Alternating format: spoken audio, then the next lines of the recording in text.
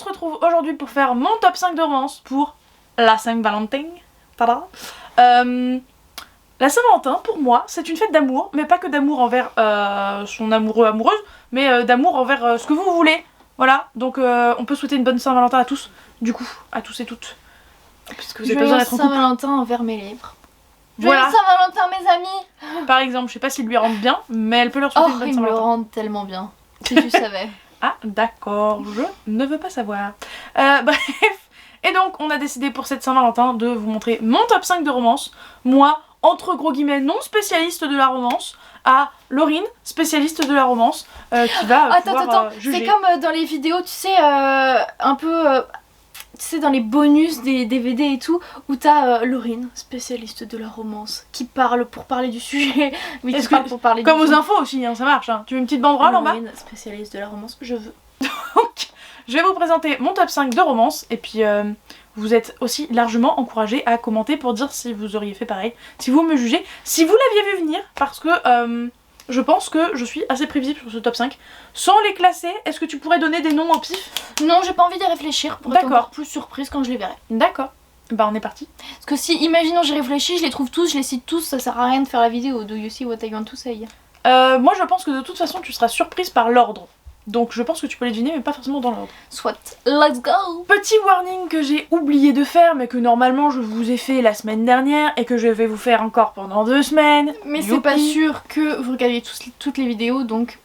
Voilà, il est important de faire les warnings systématiquement.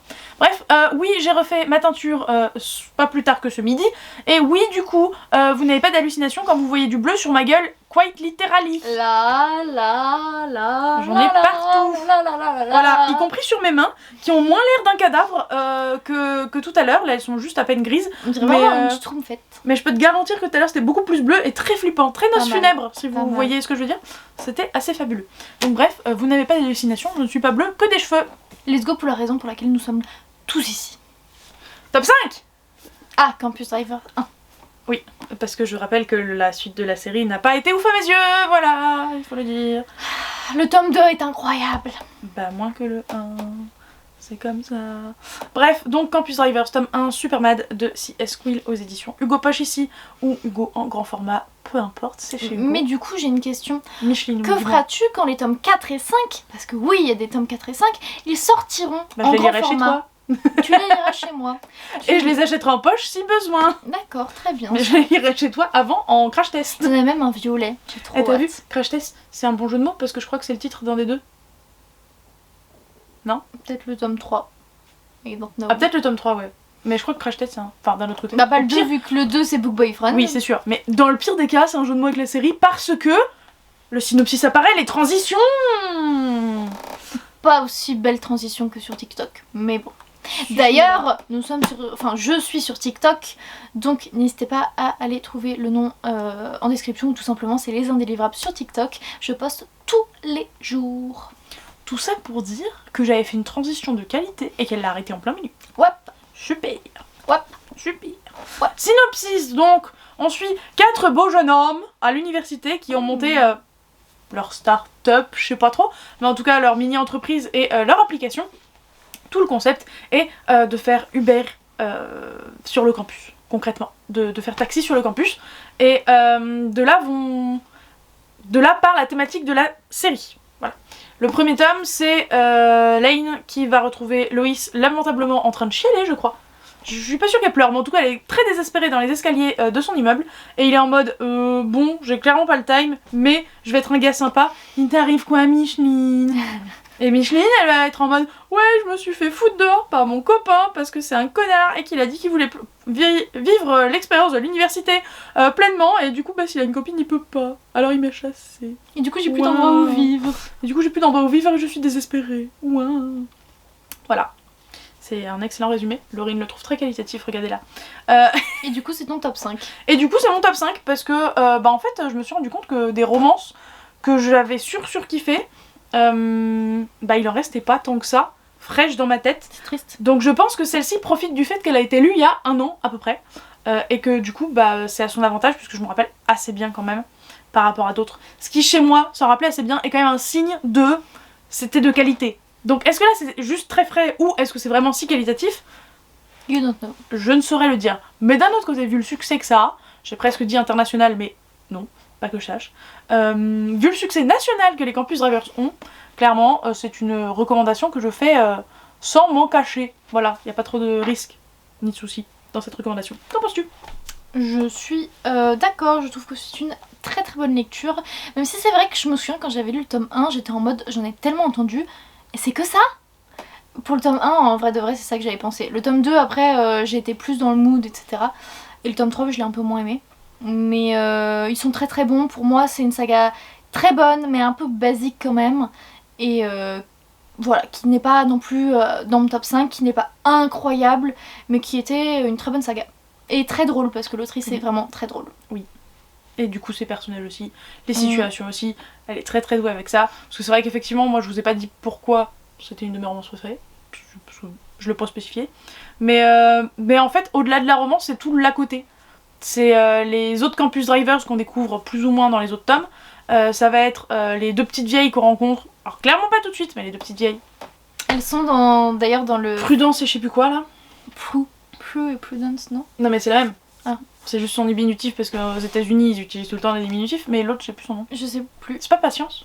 Ou un truc du Je style? sais plus. Mais du coup, c'était pour vous dire qu'on les revoit, les petites vieilles vite fait, dans Fan Squad de Squeal. Ah oui, dans Fan Squad tu m'avais dit aussi. Mais on les revoit dans d'autres tomes, non? Je crois dans le tome 3 on les revoit vite fait, non? On les nomme vite fait en mode on sait que la fille, du coup, elle est avec elle, etc. Mais voilà. Ouais. Mais enfin bref, les personnages sont top, c'est assez hilarant tout le long, voilà, il faut le dire. Et puis franchement les Campus Drivers quoi, j'ai envie de dire les Campus Drivers tout court. Yes. Ils sont trop bien, ils sont juste trop bien. Bref, donc, très bonne romance de campus américain. Voilà.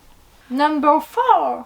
Wouh! Everything, everything. Ah oui, ça ne m'étonne pas beaucoup, hein, disons. Bon. Ah. Et du coup c'est bien parce que nous ne sommes pas sur de la new romance, mais de la romance young adult. Oui. De la young romance, est-ce que ça existe? Non.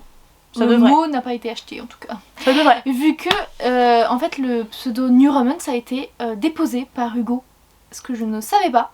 Vu les autres maisons d'édition n'ont pas le droit d'utiliser le terme new romance. Donc reprenons Nos moutons Everything Everything de Nicolas Youn aux éditions Bayard, qui est un ouvrage, comme le disait Laurine, young adulte, avec plein de petits trucs marrants dedans. Tiens, genre... C'est dingue à quel point il doit se lire hyper vite quand même, parce Oui. qu'il est énorme. Enfin, les lettres sont énormes. Alors, c'est à nouveau, hein, je sais pas le rendu que vous allez voir. Mais là, il y a une carte de liberté. Carte liberté, oui, c'est ça. Avec un truc d'ordinateur. Là, on a des extraits de conversation. On a des petits dessins et des petits graphiques. Très chouette. Il est tout fluffy. Laurine, l'avais-tu lu?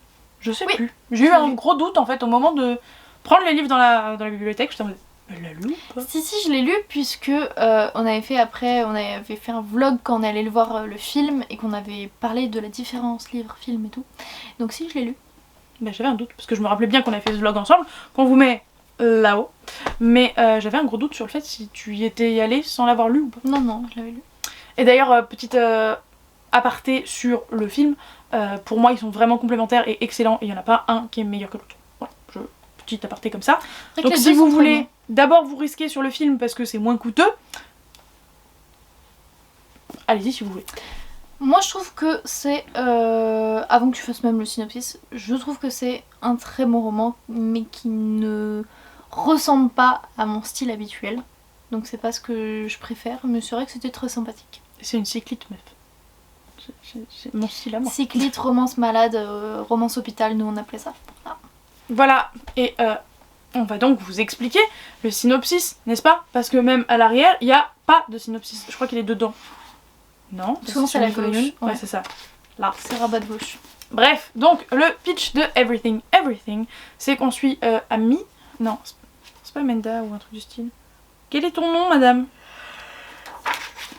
Je voudrais ton nom là quand même pour une fois, c'est un top 5. Je veux dire, il y a un moment, faut se respecter. Madeleine, c'est Maddy. Ami, Maddy, j'étais pas si loin. Donc c'est Madeleine dit. Mais Maddy, j'allais essayer de le dire à l'anglais. J'ai bugué parce que c'est pas Maddy clairement. Mayday. C'est un peu ça. Donc Maddy, qui est ce qu'on appelle une enfant bulle, c'est-à-dire qu'elle est allergique au monde, sensiblement. Donc elle ne peut pas sortir de chez elle sous peine de crever. Hey, la très rapidement. Voilà. Et tout va bien dans sa vie. Bon, forcément, vis-à-vis de nos vies, à nous, à vous, elle a une vie un peu terne et monotone, hein, parce qu'elle peut pas sortir de chez elle, forcément il n'y a pas de dinguerie. Mais un beau jour, le nouveau voisin va s'installer avec sa famille Caliente. et le voisin, il lui plaît bien. Alors caliente, oui et non. Je trouve que dans cette romance, il est pas trop mis en avant le fait qu'il est archi beau gosse et tout. Ou en tout cas, je me rappelle pas, tu vois. Voilà. Ça m'a pas... Je me souviens. Ça t'a pas choqué ni offusqué. Cette histoire m'avait embarquée, mais alors d'une violence. J'étais mais à fond dedans. Comme le disait Laurine, ça se lit super vite. Le fait qu'il y ait des petits dessins partout et tout, c'est trop mignon. Ça permet, ça file encore plus vite. Ça rend le truc plus vivant parce qu'on se sent vraiment avec Maddy quand elle est en train d'expliquer qu'elle dessine sur son PC ou qu'elle fait je ne sais pas quel article sur son blog, parce que je crois qu'elle a un blog. Pour le coup, ça rend la chose bien plus vivante et c'est vachement sympa. Et ce qui est d'autant plus cute, c'est que les illustrations sont de David Youn, le mari de Nicolas Youn. Trop mignon. Beaucoup trop cute. Nicolas Youn qui est une femme d'ailleurs, je précise, je jette un rocher dans la mare, je sais plus quelle est l'expression, vous avez compris. Mais oui, c'est une femme. Je sais, c'est perturbant, c'est une femme. Revenons à nos moutons. C'était trop mignon, c'était trop doux. Le love interest, donc le mec, il est charmant, trop bien. Elle est top aussi. Elle est innocente dans ce sens où elle est quand même jamais sortie de chez elle. Enfin, elle est sortie de chez elle quand elle était petite, avant qu'on se rende compte que c'était une enfant bulle. Mais genre, jusqu'à ses 3 ans je crois. Donc clairement, ça l'a pas aidé dans sa vie de maintenant. Voilà, donc c'est une première romance entre deux, trop mignonne. Et c'est trop chou. Et il y avait des sujets plus importants aussi. Et on en découvre plus du coup sur la maladie de l'enfant bulle. Je sais pas comment ça s'appelle officiellement. Mais c'était très intéressant. C'était trop mignon à souhait. Et j'adore vraiment beaucoup les personnages principaux. Voilà. Et sachez que le film, c'est un de mes 2 films doudou. J'ai 2 films doudou dans ma vie. Everything, Everything. Et... Est-ce que tu sais l'autre? Ce que c'est? Dis-moi. The Greatest Showman. Hein? Et ça passe crémasse. Du coup, je le redis parce que je trouve que c'est important et que je sais que ça compte pour certaines. Mais du coup, sans sexe. Donc c'est bien pour les adolescents, les préadolescents, les enfants. Oui, mais du coup, c'est pas mal pour ça et c'est vraiment notable.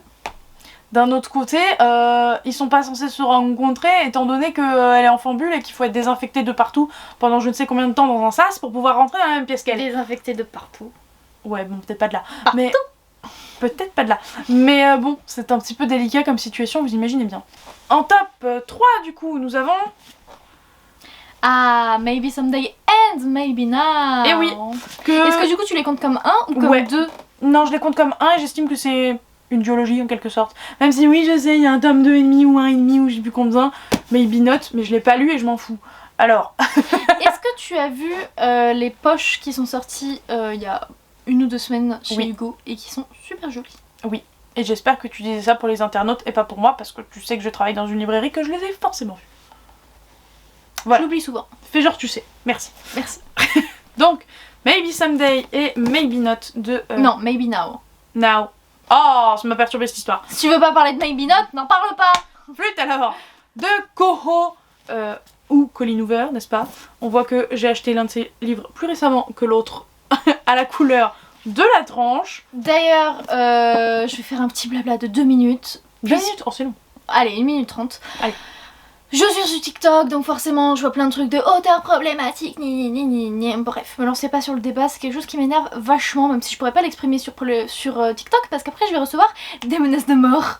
C'est sympa TikTok comme réseau social. Ça est problématique, hein. Oui. On le dit, on attaque les gens problématiques, mais au final tu menaces de mort quelqu'un et tu penses que t'es pas problématique, toi? Bref. Elle est dite comme problématique parce qu'en gros donc elle défend beaucoup de causes etc et derrière son fils est accusé d'agression, non si peut-être aussi agression sexuelle mais bref d'avoir demandé des nudes à une fille mineure blablabla, ce qui est apparemment vrai. Tout ça vient de Twitter. Une fille l'a dénoncé sur Twitter. C'est vrai que c'est un autre réseau social, pas du tout toxique. Twitter, dis donc, on croit tout ce qui est dit dessus. Mais bref, apparemment elle a donné toutes les preuves, etc. Elle a dit qu'elle avait envoyé un message à Colleen Hoover, qui l'avait vu, qui l'avait ouvert, où elle disait que son fils, et que du coup elle aimerait du soutien, etc. Et que Colleen Hoover avait rien répondu, l'avait bloqué, et voilà. Du coup, au final, ça apparemment, ça s'est vraiment passé, sauf pour le moment où elle a bloqué. En fait, Colleen Hoover, elle a plein de messages. Et elle a répondu un jour qu'elle n'avait jamais vu son message, mais que depuis, elle en avait discuté avec la fille, qu'elle était d'accord avec elle et qu'elle lui apportait son soutien, etc. Et du coup, elle avait fait des démarches pour l'aider ou je sais plus quoi, pour dénoncer son fils en gros. Mais du coup qu'elle l'avait aidé, qu'elle avait été en contact avec la fille, etc. Et cette partie passe tout le temps sous silence, alors que Colleen Hoover a bien fini par réagir quand elle s'est rendue compte en fait que le Twitter il était passé dans les tops et tout. Et du coup elle s'est rendue compte de cette histoire, de cette fille, de ces messages, et elle était en mode mais j'ai jamais vu ça. Donc je suis désolée, j'ai plein de messages et c'est passé sous la trappe. Donc voilà, donc les gens gardent toujours le mauvais en tête, parce que c'est beaucoup plus facile à retenir, mais il y a du bon, et il y a du noir, il y a du gris, du blanc et ça fait du gris, voilà. Je tenais juste à le dire. C'était le cours de colorimétrie par Laurine. Est-ce que c'était approprié parce que ces deux bouquins sont plus ou moins en noir et blanc ou en vert et blanc? Maybe. Someday. Maybe. Oh. Vraiment, on est trop doués en jeu de mots ici. Oh, le talent. Allez, c'est parti, parle-nous deux. Non, je rebondis vite fait sur cette histoire d'auteur problématique et particulièrement ce cas-là. En fait, genre à partir du moment pour moi où c'est pas elle qui a fait... Oui, mais c'est parce que elle a pas réagi par rapport à... Oui, non, mais d'accord, mais je veux dire, c'est pas elle qui a fait un harcèlement, c'est pas elle qui a demandé des nudes ou je sais pas quoi. À partir de ce moment-là, elle est pas problématique. Enfin, mais si elle fait je comprends rien, qu'elle devrait pas défendre son fils pour autant, ni ne rien faire non plus, mais je comprends aussi cette situation, quand bien même ce serait faux ou vrai ou peu importe. Cette situation c'est son fils quand même, tu vois. Donc oui, t'as pas envie de défendre, enfin de pas défendre ton fils, mais en même temps...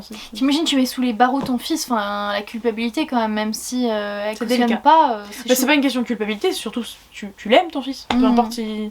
Oui, ton fils peut faire des trucs horribles et il a peut-être fait des trucs horribles, mais tu l'aimes quand même. Bref, maintenant que le sujet a été évoqué en long, en large et en travers, on va peut-être revenir au sujet de base. Je suis d'accord. Voilà. Donc, je vais pas vous faire le synopsis du tome 2 parce que ça n'a pas de sens. Sachez juste que le couple qu'on suit dans le tome 1, on continue de le suivre dans le tome 2 et on en suit un nouveau. Donc, dans le tome 2, vous avez la suite d'une romance et une toute nouvelle. Voilà, on va dire ça comme ça. Je pense que t'es plutôt d'accord. Et donc dans le premier tome, on suit Ridge et Sydney.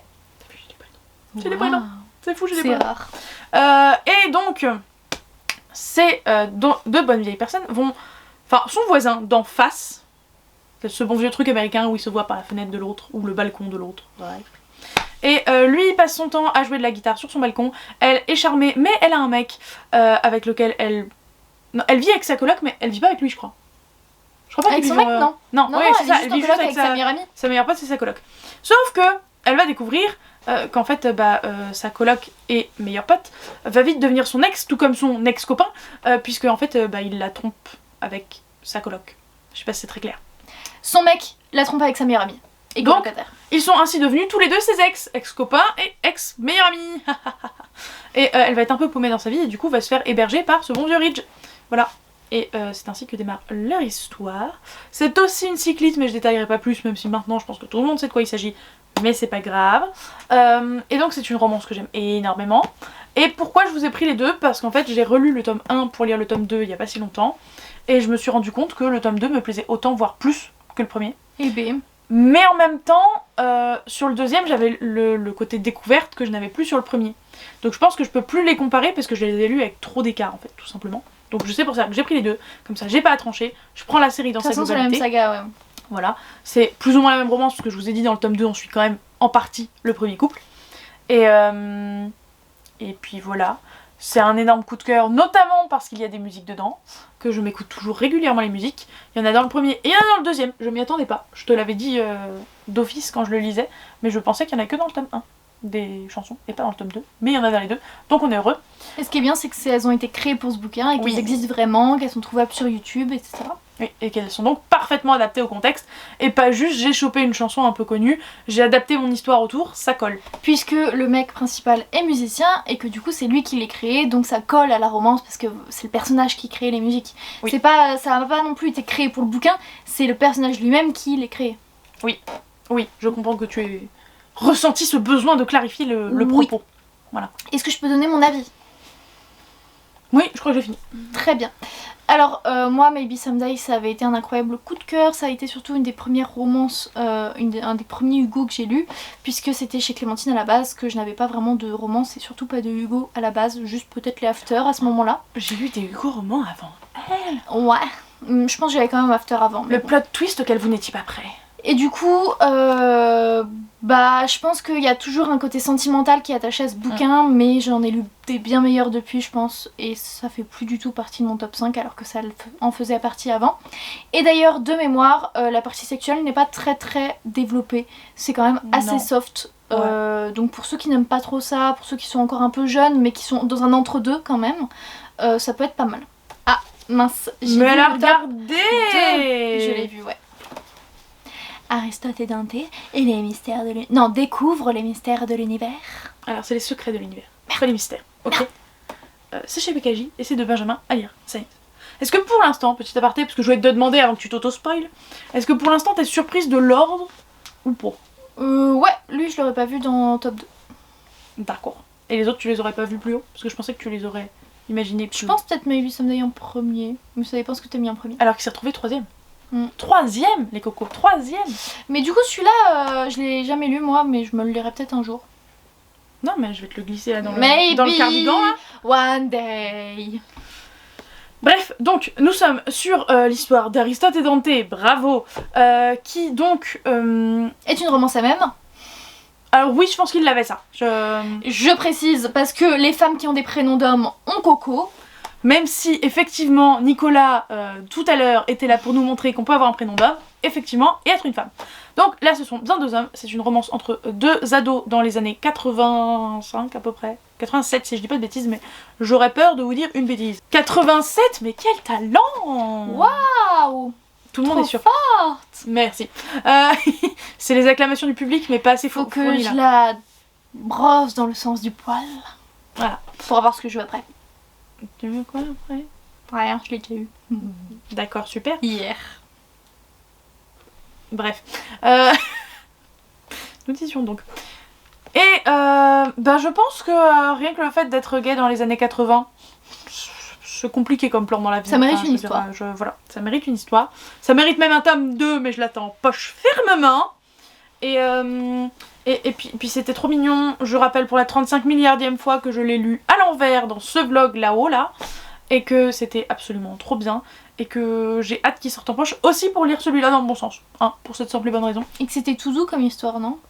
Oui, c'était tout doux. Ça s'est lu à une vitesse ahurissante, vraiment. Parce que les chapitres sont rikiki. En plus, temporellement parlant, je trouve que souvent dans les romances, comme on s'attarde sur les sentiments des personnages, les ressentis, l'intérieur en fait du personnage, on a un gros bouquin de 500 pages, des fois il se passe 2 semaines, tout pété. Ouais. Là, il s'en passe du temps, parce qu'il y a plein de moments où on a des trous temporels et on sait pas ce qui se passe. Et c'est chouette d'avancer vite pour une fois. Je crois qu'entre le début et la fin, il y a peut-être un an. Hein. Eh ben. Ouais. Et je vais regarder. Il fait 440 pages, donc il est pas tout petit, mais il est pas énorme. Je trouve qu'en grand format, il fait beaucoup plus gros que ça. C'est pour ça que je croyais qu'il était gros, mais même pas en fait. Et bref. Et ensuite d'autres thématiques à côté, comme le deuil, comme le fait qu'ils sont très très différents niveau personnalité. Et on en a un qui est très... le côté artistique un peu, vous voyez, très... à aimer créer des trucs et tout. Et de l'autre côté, l'autre, on va dire ça un peu méchamment, c'est un rageux. En fait, il découvre au fur et à mesure son homosexualité et il en est énervé. Parce que il est bourré de stéréotypes, parce qu'il est dans les années 80. Bref, c'est une histoire que j'ai adorée. Vraiment, très très fort. Et pour continuer le petit disclaimer, auteur problématique gna gna gna de tout à l'heure, je suis d'accord qu'il y a des auteurs problématiques, mais comme on disait tout à l'heure, nous on ne trouve pas que Colin Hoover soit le cas. Pareil pour Benjamin Alire Sainz, je sais toujours pas le dire, parce que en gros il lui a été reproché que dans ce livre-là, il y a des propos transphobes. Alors, déjà, c'est pas l'auteur qui les a tenus, c'est un de ses personnages qui est pas réputé pour être le plus woke de tous les personnages. Et en plus, je rappelle, ça se passe dans les années 80. C'est normal. Dans les années 80, c'était pas problématique. C'était des pensées qui étaient banales. Et tu vas pas rendre le truc presque anachronique sous prétexte que tu veux pas qu'il y ait des... Froisser. Voilà, c'est ça. C'était comme ça à l'époque, c'est comme ça. Et surtout, c'est pas sur tout le bouquin, c'est genre une phrase à un moment et un passage où c'est un peu transphobe et puis voilà quoi. Comme d'hab, c'est une situation qui a été exacerbée. Exactement. Bref, un bouquin de qualité. Et petite précision, j'en profite parce que c'est le premier poche que je vous présente. Toutes les romances que je vous présente là sont entre temps largement sorties en poche. Toutes. Donc vous n'avez pas d'excuses financières. Le numéro 1, Laurine. Maintenant tu viens de le regarder. Non, j'ai pas vu. Le numéro 1, c'est quoi là? Bah, j'aurais dit Sombre aux étoiles. Tu l'as pris ou pas? Le numéro 1 arrive. Numéro 1. Numéro 1. Un Brittany Cherry. Et oui, The Silent Waters de Brittany Cherry, donc qui est le tome 3 de The Elements. Là, vous remarquez que je n'ai pas pris la série et j'y reviendrai dans 2 secondes. Donc chez Hugo, j'allais dire New Romance, mais non, Poche, toujours. Et tout est indépendant dans la série, c'est sur les 4 éléments, mais vraiment il n'y a aucun rapport entre les tomes. Il n'y a même pas une histoire de c'est le frère d'eux, c'est la sœur d'eux, c'est le meilleur pote d'eux. Non. À moins que ce soit des trucs tellement peu visibles que je ne m'en suis pas rendu compte à la lecture, mais je crois pas. Hein. Pour moi, il y a vraiment 0 lien. Et donc, on va suivre une petite fille. Oui, une romance avec une petite fille. Donc, on suit Maggie et Brooke. Maggie, c'est une petite fille qui est folle amoureuse de Brooke. Sauf que Brooke, c'est le meilleur pote de son frère. Et Brooke, il en a ras-le-bol. Et que quand même plus Maggie, vieux. lui, casse les bons becs. Plus vieux, mais pas tant que ça, genre de 3 ans max. Donc, c'est pas. Ouais, mais enfant, oui, quand ça t'es a de enfant, l'importance. ça marque une différence. C'est quand même une romance entre adultes après, hein, rassurez-vous. Oui, oui, mais à ce moment-là, c'était ça, surtout le gros fossé entre eux. Et un beau pas beau jour, Maggie va tomber sur quelque chose, un truc machin que je tairai, Qui l'a traumatisée. qui va la traumatiser et qui va la rendre... Aphone. Bah non, elle est pas aphone, elle est muette. Et le truc c'est que la personnalité de la petite Maggie c'était un peu moi. Traduction, c'est pas fermer sa gueule. Quelqu'un qui blablate tout le temps. Donc quelqu'un qui parle tout le temps, qui du jour au lendemain ne parle plus du tout, c'est un petit peu... Oh, quel soulagement. Pardon. C'est un petit peu inquiétant. Ah oui, inquiétant aussi. Je voulais dire inquiétant. Et du coup, on a donc ce passage de l'enfance, mais ça doit être même pas un quart au début, je pense. Hein. Ouais, voilà, 18 ans, c'est même pas 80 pages. Ou à peu près 80 pages. Et du coup, on les suit des années plus tard. Je sais plus, tu vois, quel âge ils ont, s'ils sont autour. Je crois qu'on les suit à plusieurs âges. Parce que je crois qu'il y a un passage ado. Et après, jeune adulte, je pense. Je me souviens plus. Un truc du style. Et du coup, on va suivre en fait cette romance parce que je vais pas dire pourquoi, parce que je vous laisse un peu de suspense sur le début du bouquin quand même. Mais le meilleur pote se sent coupable de la situation parce que selon lui, elle aurait pas dû se retrouver toute seule au moment où elle a été traumatisée. Je sais pas si ça te dit quelque chose ou pas du tout, mais il se sent coupable et du coup va se lier une amitié entre les deux, sachant que, je rappelle, elle ne communique pas plus que ça. Un peu à l'écrit, mais sans plus il me semble, et elle ne communique pas du tout à l'oral. Voilà, donc c'est une cyclite, forcément je suis friande. La romance est incroyable, la relation entre le père et sa fille, il n'y a pas plus cute, c'était absolument trop mignon. Et toi qui as lu 12 000 romances, y a-t-il fréquemment des relations père-fille aussi mignonnes? Non. Ou mignonnes mais tout après, court? moi je m'en souviens Je plus pense du pas. tout. Mais généralement, Voilà. non. Mais d'ailleurs, C'est une pépite. ça me donne envie de le relire parce que je me souviens qu'il m'avait quand même bien traumatisée. J'avais bien pleuré, c'était bien. Voilà. Mais je tiens d'ailleurs à signaler que parfois dans les romans où les personnages ne parlent pas, bah, ça devient vite chiant parce qu'il n'y a pas beaucoup de dialogue, etc. C'était pas du tout le cas ici. Non. Non, cette romance elle est incroyable. Juste, il y a un truc qui me chafouine aux 3/4, mais je peux pas le dire sans vous spoiler, de la même manière que sur Everything aussi, il y a un truc qui me chafouine, mais je peux pas en parler en vidéo. Mais Laurine, c'est très probablement de quoi je parle. Fais oui, juste pour faire genre. Voilà. Il faudrait que je me le relise du coup. Laurine, c'est de quoi je parle. Oui. Bref, c'était donc mon top 1, donc si j'ai une recommandation à vous faire, c'est bien celle-là. Mais on vous recommande quand même les autres tomes parce que le premier bien sûr. est un peu banal mais très très bien quand même. Le tome 2, pas ouf. Le tome 3, incroyable. Le tome 4, assez oubliable au final. Ouais. Ouais, et en même temps il est surprenant en un sens. Moi je m'en souviens plus trop. Donc tome 1 et 3, très bon, on recommande. Donc commencez quand même par le début, même si vu qu'il n'y a aucun lien entre les personnages, vous pouvez quand même très bien commencer par le tome 3 et vous dire que c'est un one shot. Oui. Moi j'ai une pote qui a lu le tome 1 et qui m'a dit j'ai pas pu finir parce que c'était trop relou, c'était trop chouinant. Mais en même temps, je peux l'entendre aussi. Le tome 1 c'est au sujet du deuil d'un enfant. Donc forcément c'est pas la joie comme sujet, donc j'imagine bien que si elle voulait un truc humoristique, c'était pas le bon. C'était pas ouf. Mais bref, The Reco de la vidéo. Exactement. Je pense que même je vous recommande en règle générale les autrices. J'ai que des autrices. Les autrices et l'auteur dont je vous ai parlé. Parce que Brittany Cherry, valeur sûre. Colleen Hoover, valeur sûre. Nicolas Yoon, valeur sûre. Colleen Hoover, toutes ces récentes, en fait, elle fait trop de tests maintenant, d'expérience. Et j'avoue que les nouveaux Colleen Hoover, c'est pas trop mon truc du tout. Oui, mais proportionnellement parlant, vu la quantité qu'elle a sortie... Bah maintenant, c'est quand moins même 4-5 là que j'aime. Ah. Oh, mais Layla. tatillonne. Forcément, tu les as pas lus. Bah oui. C'est sûr que comme ça, c'est plus facile à dire. Oui. Layla, c'est du paranormal qui est vraiment hyper weird, genre possession, etc. Bah, elle a écrit Verity qui est quand même un thriller. Je l'ai pas lu, apparemment il est génial. Oui, mais pour le coup, je crois pas qu'il soit mis en romance Verity. Hein. Non, mais il y en a quand même qui le rangent dans romance parce qu'apparemment il y en a quand même une, je crois. Bah oui. Mais... ensuite, on a Regretting You, que moi j'ai beaucoup aimé, mais que beaucoup ont pas aimé. Il y en a encore d'autres. Ah oui, Cœur et âme, qui est quand même assez bizarre, et c'est vrai que je suis pas certaine d'avoir aimé. Bon, bref, il y en a beaucoup. Mais. Et moi, c'était Too Late aussi que j'ai détesté. Mais je sais pas si je l'ai lu, je crois pas que je l'ai lu moi. Moi, je sais plus pourquoi j'ai pas aimé, hein, mais j'ai pas du tout aimé. Bref, apparemment, Colleen Hoover, c'est qui tout double. Oui. Et Benjamin Alire Sainz, j'en ai pas lu d'autres, donc je peux pas dire, mais je crois que. Non, c'est pas lui qui a fait ça. Non, je crois non plus que t'en as pas lu d'autres. Enfin, voire pas lu du tout. Non. Du coup. Mais bref, en tout cas, Brittany C. Cherry, C.S. Quill et Nicolas Yoon. Tout ce qu'on a lu d'elle nous a plus ou moins plu, mais plutôt plu qu'autre chose. Oui, moi, il y a qu'un C.S. Quill qui m'a pas plu. Moi, j'en ai lu. Bah, j'ai lu que sa série de base de C.S. Quill, mais je sais qu'elle plaît beaucoup. Donc, voilà. Bref, c'était mon top 5 de romance. C'était notre cadeau de nous à vous pour la Saint-Valentin. J'espère qu'il vous a plu. Je suis On désolée. vous souhaite une joyeuse Saint-Valentin. Oui, je suis désolée si vous regardez ça pas du tout aux alentours de la Saint-Valentin. Ça ne devait avoir aucun sens. Bref. C'est pas grave, c'est quand même un top 5 et on sait que vous aimez ça. Oui, et c'est toujours intéressant à savoir. Et à voir, si ça se trouve dans 10 ans, ça sera pas du tout le même. Sur Généralement, eh bien, on vous invite fortement à mettre un commentaire. Non, un emoji, je voulais dire. Enfin, on s'est compris. Il y a un cœur avec des petites étincelles là, genre des petites étoiles là. C'est genre le rose. Ouais, un cœur rose avec des petites étoiles autour là. Et bah vous mettez celui-là en emoji de la vidéo.